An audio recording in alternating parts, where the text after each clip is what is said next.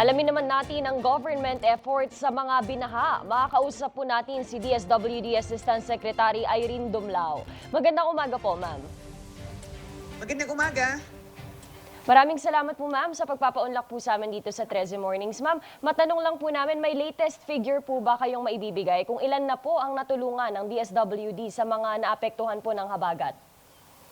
Well, simula po nung naapektuhan tayo ng Bagyong Luis, Bagyong Maymay at dito nga pong nagpapatuloy na habagat, ang Department of Social Welfare and Development ay nakapagpahatid na po ng mahigit 717 million pesos worth of humanitarian assistance. Yan po ay binubuo ng mahigit 1 milyong family food packs, mga ready-to-eat food boxes, non-food items at gayon din po yung tulong pinansyal. And of course, nagpapatuloy pa rin ang ating koordinasyon with various local government units dahil nga po nagpapatuloy pa din ang epekto nitong habagat. And in some parts of the country nga po ay merong naiulat na pagbabaha. In fact, sa araw po na ito, iikot si DSWD Secretary Rex Gatchalian sa Quezon City and sa Pampanga para makita pa yung mga karagdagang tulong na mayari nating maipaabot sa mga apektadong local government units at makikipagpulong din po siya sa local chief executives ng Macabebe, Pampanga at Bacolor, Pampanga para po maipahatid pa natin ang karagdagang tulong na hinihingi po sa atin. Asek, pwede po ba naming matanong saan po sa Quezon City ito? Dito po sa Quezon City, magtutungo si Secretary Rex Gatchalian sa Barangay Manresa, sa covered court and conference na kung saan nga po merong mga naitala kagabi na mahigit 300 families o mahigit 1,000 na katao na pansamantalang nanunuluyan po doon. Marami pa rin po bang nasa evacuation centers, ma'am? And pwede po ba naming malaman ano po ba yung common na concern o hinaing ng mga kababayan nating naapektuhan po ng sama ng panahon? Well, batay po sa ulat ng aming pong regional director sa Field Office National Capital Region, mahigit 100 po yung mga activated evacuation centers as of last night.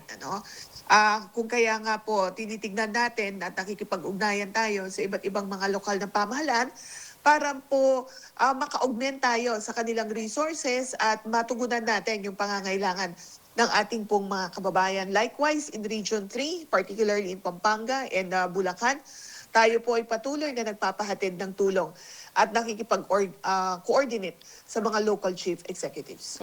Asek, panghuling tanong na lang po, how can DSWD make sure na napoprovide po nito continuously ang mga pangangailangan po ng mga kababayan nating apektado ng mga pag-ulan?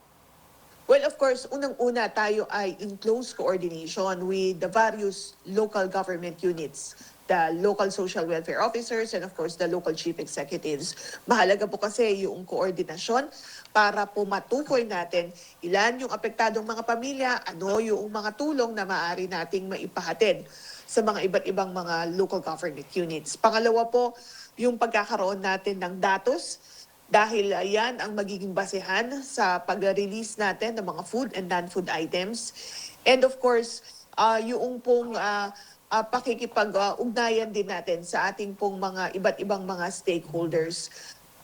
Kami naman po sa DSWD, dahil augmentation support po ang mandato namin, at tinitiyak namin na lahat ng mga request ay agad po na ipapahatid. Araw-araw naman po kaming nagpo-produce ng mga family food packs sa aming pong mga production hubs. In fact, at present ay nasa mga around 4.3 million family food packs pa po ang naka-preposition o naka-imbak sa aming pong mga warehouses. And these are ready for distribution to affected local government units, again, as part of our augmentation support. Asek, huling tanong na lang po, pasensya na po, may figures po ba kayo kung ilan po ang nasa evacuation centers ngayon sa buong bansa po? Okay, batay po sa aming pong 6 a.m. Monitoring, ang bilang po ng pamilya na nasa mga evacuation centers ay nasa mahigit 12,000 po na pamilya. Ang katumbas niyan ay nasa mahigit 42,000 na katao. Sila po ay matatagpuan sa regions NCR, CAR 1, 3, 4A, 4B, and 6. Alright, maraming salamat po sa inyong oras, DSWD Assistant Secretary Irene Dumlao. Thank you, ma'am. Maraming salamat. Magandang umaga. Hey, Thursday morning.